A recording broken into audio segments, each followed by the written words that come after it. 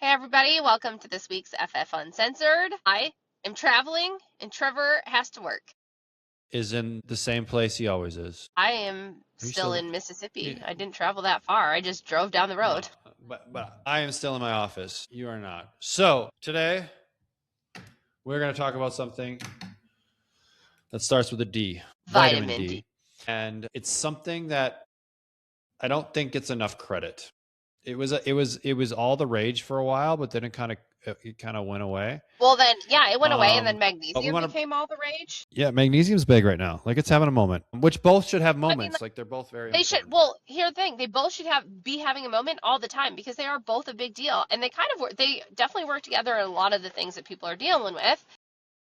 But the reason that we're here today is to talk about vitamin D. Vitamin D. So, one thing that you should be doing right now, and I wish this was mainstream in every appointment that you went to, but you still got to ask for it, is you should be getting your vitamin D levels checked. If you're going in for your annual physical, which now is a great time, right? Middle of winter is a good time to be doing it, is ask them when they do their blood draw or their blood panel, is ask for the vitamin D test. It's not going to typically happen in most scenarios, so we just got to ask for it. Because it is a very important number, especially if you live in a northern climate. But even if you are in kind Well, of really, middle or if you're even in southern United States. right now, it's even if you're in the northern hemisphere because of where the sun is located. You definitely want to be getting your vitamin D tested because when we're on the axis and we're tilted away and the sun is hitting, you're just not getting the amount of sunshine. Even if you're getting outside every day and you're out there for a good portion, you're not getting the levels that you would normally get if you were if the sun was in our hemisphere. Right. And let's be honest, like most people aren't outside getting sun on their face for a big period of time right now, or probably even in the summer. Like most of our jobs are indoors. Like, Well, and and so and here, like this right is now, you're going outside and you're wearing long sleeves, you're wearing long pants. So the only things you have access to are maybe your hands, and if you live in Minnesota, probably not, and maybe your face if you don't have a hat down to here and you have something pulled up. You're just not, you don't have the amount of skin available to get vitamin D absorbed anyways. right. And so vitamin D, for someone that maybe isn't familiar with it, one of the major sources of vitamin D is from the sun. So our body then synthesizes, it creates vitamin D based upon sunlight on our skin, right? And so if we don't have it on our skin, we're not creating any vitamin D. You can get vitamin D through foods, specifically things like whole milk has some vitamin D in it. What would be some other good sources of vitamin D that you can think You of know, off the top of your honestly, head, Ashley? I don't have them because everything that I've read is that it doesn't, you really just need it from the sun. The amount that you're going to absorb from food isn't going to be high enough. The added benefits of the foods that have vitamin D in it, they also have some of the key cofactors with helping the absorption of vitamin D. That's why Mm-hmm. like milk is always brought up because it has other stuff, calcium, vitamin K, that kind of stuff that's in the milk as well. So it helps with your vitamin D absorption. But truthfully, like nothing is going to take the place of the sun. Maybe some supplementation would help, but your biggest bet is outside and supplementation. You're looking Yep. up foods, aren't you? And no, I'm looking up a few things. I want to make sure I give some accurate information here as far as like target ranges and things like that for people, because I think that's good stuff to know. But vitamin D is really important in a multitude of processes inside of our body. Some people say that it behaves more actually like a hormone than it does like an actual vitamin, because it has so many impacts across the spectrum of cells inside of our body. And so like that's why it is really, really important. And if you are low, like true clinically low, I actually just talked to a client earlier and I said, hey, make sure you get a vitamin D test. And when he came back, he was like, mine was at 18.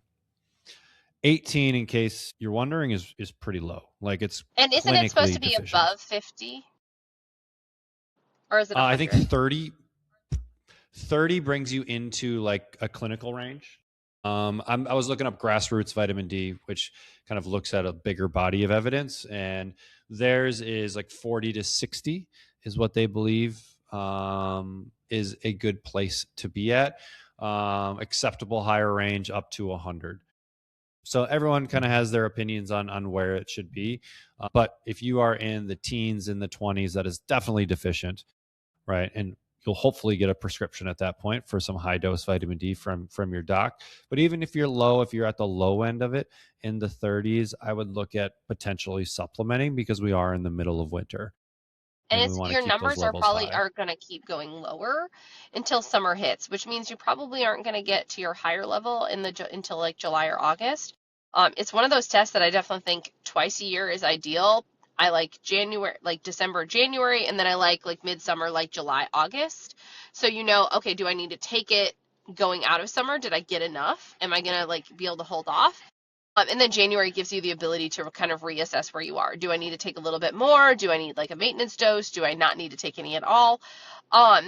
There are tons of people that are deficient in D vitamins, vitamin D, and a lot of it is vitamin D and like the sunlight and all of that is going to mess with your circadian rhythm. So it's going to help with your sleep. And it's a huge one for energy. So if people are complaining that they're tired and fatigued and stuff like that, vitamin D is going to be a huge bang for your buck.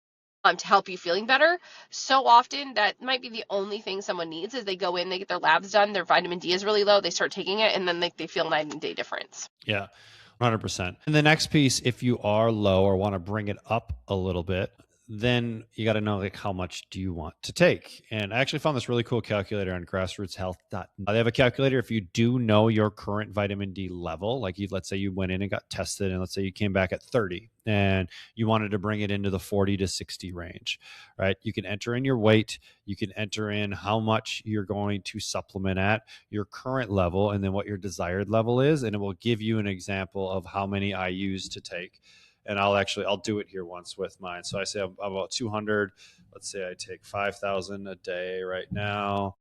And then I don't know what my current one is, but let's say my current one is 40 and I want to get it to, let's say 60. So then I hit calculate and then it tells me my maintenance dose and it also tells me a loading dose.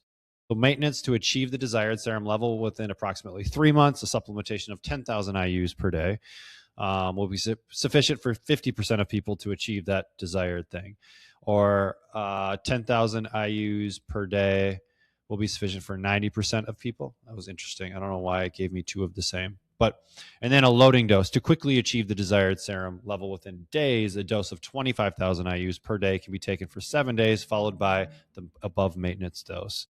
And so it kind of gives some stuff on hundreds of peer-reviewed studies have documented that well-established safety of single loading dose. Like this isn't just some like sham website out there that's giving you random stuff. It's actually a really good one around information around omega-3s too. So vitamin D and omega-3s, they have an index calculator too. So cool site, grassrootshealth.net. And then you can find all the calculators there.